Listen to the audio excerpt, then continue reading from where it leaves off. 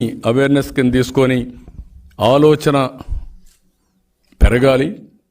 భవిష్యత్తు కోసం ప్రతి ఒక్కరు ఆలోచించాల్సిన అవసరం ఉంది.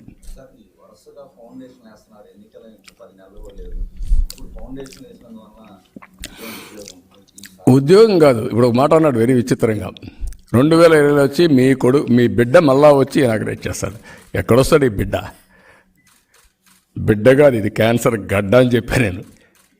ఇది భరించే శక్తి సమాజానికి లేదు. ఇంకా రావడం కాదు, రావడం దేవుడెరుగు. తలుచుకుంటేనే నిద్ర రావడం ఎవరికి, ఏమైపోతాం ఈ రాష్ట్రం అని.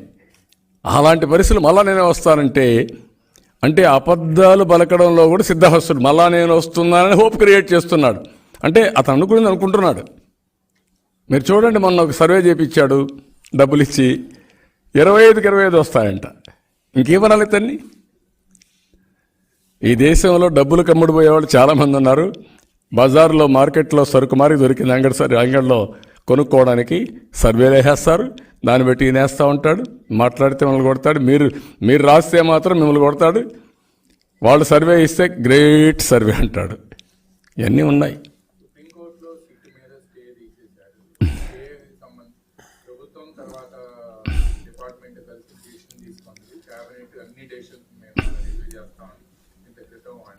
వేసుకోమండి, ఏమవుతుంది?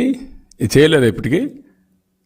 ఏం చేసావు? కొండను దోవావు, ఎలుకను పట్టావా, తోకన పట్టావా, దాన్ని ఈకన పట్టుకున్నావా? నువ్వు మాట్లాడడం ఏంటంటున్నా?